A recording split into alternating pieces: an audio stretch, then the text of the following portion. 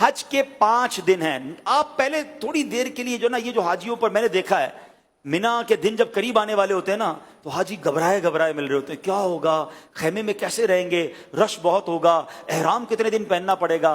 حج کے دن قریب آئیں تو ٹینشن میں نہیں خوشی میں اضافہ ہونا چاہیے. سب سے پہلی بات, بہت بڑا ٹینشن ریلیز آپ کا یہ کر دیتا ہوں کہ احرام آپ نے 5 دن نہیں صرف 2.25 دن باندھنا ہے. صرف 2.25 دن کا احرام ہے. 1.5 دن تو پہلے عمرے میں باندھ لیا تھا آپ نے, پھر کائی کی ٹینشن ہے.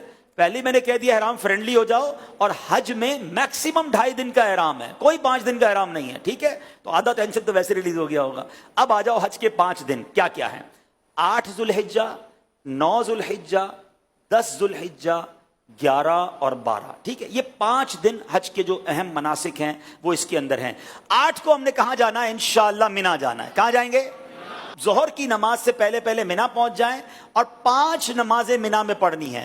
ظہر, عصر, مغرب, عشاء اور فجر. فجر پڑھیں گے وہ کون سا دن ہو جائے گا؟ ویری گڈ, کون سا دن ہو جائے گا؟ 9 کا دن. 8 کی ظہر سے لے کر 9 کی فجر تک ہم نے مینا میں رہنا ہے. 5 نمازیں پڑھنا مینا میں سنت ہے. اب 9 کی فجر کے بعد یاد رکھیے گا, حج کا crucial day, most important day of حج, جس کو وقوف عرفہ اور جس کو یہ کہیں کہ وہ رکن اعظم ہے حج کا, اس کے بغیر حج ہی نہیں ہو سکتا, اور وہ ہے عرفات کا دن. اور اب یہ دن آ گیا ہے 9 ذوالحجہ, یہ یوم عرفہ کہلاتا ہے. اب حاجی کو جانا ہے عرفات کے میدان میں. جو 9 ذوالحجہ کا دن ہے وہ پورا دن ہم نے کہاں گزارنا ہے؟ عرفات میں. یہ خاص دن ہے. جیسے ہی ظہر کا وقت شروع ہوگا, سبحان اللہ, ظہر کا وقت شروع ہوا اور جتنے لوگ وہاں پر عرفات میں موجود ہیں احرام کی نیت کے ساتھ, وہ سارے کے سارے حاجی ہو گئے. ہاں, ایک لمحہ بھی کسی نے ظہر کا وقت شروع ہونے کے بعد سے لے کر اگلے دن صبح صادق سے پہلے عرفات میں گزار لیا, وہ حاجی ہو گیا. ہاں, لیکن جو صبح چلا گیا ہے یا ظہر کے وقت سے پہلے گیا یا ظہر کے بعد بھی گیا, وہ غروب آفتاب سے پہلے باہر نہیں نکل سکتا. یہ بڑا مسئلہ ہے کہ بعض اوقات ہوتا یہ کہ دوپہر 3-4 بجے سے بعض خیمے والے کہتے چلو بھائی مزدلفہ چلنا ہے. نہیں, مغرب کا وقت ہو گیا, اب آپ آ جائیں گے مزدلفہ. یہ جو رات ہے, اللہ اکبر, بعض علماء فرماتے ہیں کہ یہ حاجی کے لیے شب قدر سے افضل رات ہے. یہ بڑی مبارک رات ہے, دعاؤں کی قبولیت کی رات ہے. پتھریلی زمین پر وہ مزہ آتا ہے جو 5 اسٹار ہوٹل کے بیڈ میں مزہ نہیں آتا. اللہ کی رضا کے لیے لوگ زمین پر پڑے ہوئے ہوتے ہیں. تو بہرحال یہ رات وہاں گزاریں گے. اب آ گیا 10 کی صبح. پاکستان میں 10 تاریخ کو ہم کیا کرتے ہیں؟ قربانی کرتے ہیں نا.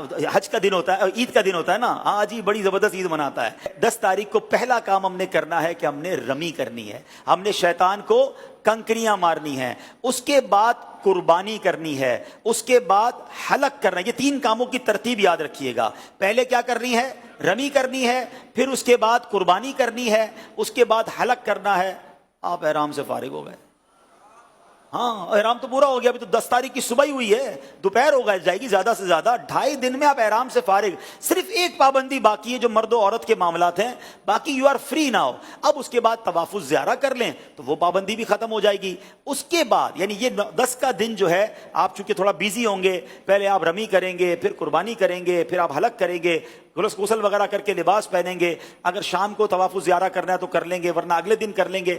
اب صرف آپ نے 11 اور 12 کا دن گزارنا ہے مینا میں, اور راتیں گزارنی ہے مینا میں اور رمی کرنی ہے. ایک واجب باقی رہ جائے گا جس کو طواف رخصت کہتے ہیں, وہ جب وطن واپس جانا ہوگا تب آپ کر لیں گے. تو یہ ہے حج, جو یہ 5 دن ہیں. اس میں پہلا دن مینا میں, اگلا دن عرفات میں, اور بقیہ 3 دن بھی مینا میں گزارنے ہیں. یہ آل ٹوگیدر 5 دن بنتے ہیں. اور آخری دن 12 کو عصر کے بعد مغرب سے پہلے آپ مکہ آ سکتے ہیں. تو یوں دیکھا جائے تو یہ 4.5 دن بنتے ہیں اور 4 راتیں ہیں. تو اٹس ناٹ ہیوج ورک. کوئی ٹینشن ڈالے اپنے ساتھ, آپ ضرورت کا سامان لے جائیں گے اور لوگوں میں تقسیم کرتے رہیں گے تو انشاءاللہ حج میں کوئی ٹینشن اللہ نے چاہا تو نہیں ہوگی. آپ دوسروں کو ٹینشن ریلیز کرنے کا ذہن بنا لیں, انشاءاللہ آپ کی ٹینشن پہلے ہی ختم ہو جائے گی. انشاءاللہ ہم دوسروں کی مددگار بن کر حج کریں گے انشاءاللہ.